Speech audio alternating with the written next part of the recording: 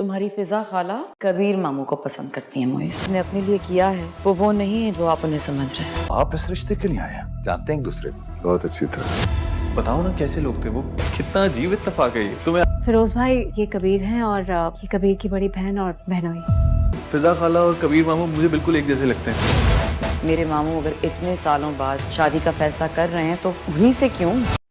शानी को लेकर अभी मसला सॉल्व नहीं हुआ था कि यहाँ नया मसला शुरू हो गया। फिज़ा और कबीर जो कि एक दूसरे को बहुत पसंद करते हैं, आखिरकार जब इनकी बात आगे बढ़ती है और किरण को जो पता चलता है कि फ़िज़ा किसी और का नहीं बल्कि इसी के मामू को पसंद करती है, तो वो अपने मामू को मना करती है और उन्हें बताती है कि फ़िज़ा जैसी आप समझ रहे हैं वो वैसी नहीं है, वो बहुत डिफरेंट है।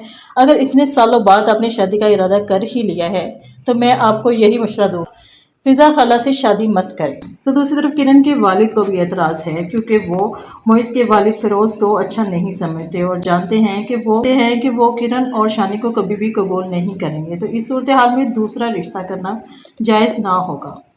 लेकिन फ़िज़ा और कबीर तो एक दूसरे को पसंद करते हैं। कबीर सारी सिचुएशन को कंट्रोल करने की कोशिश करता है और दूसरी तरफ जब मोइस को पता चलता है तो वो भी बहुत खुश होता है कि फ़िज़ा खाला किसी और का नहीं बल्कि मामू को पसंद करती हैं।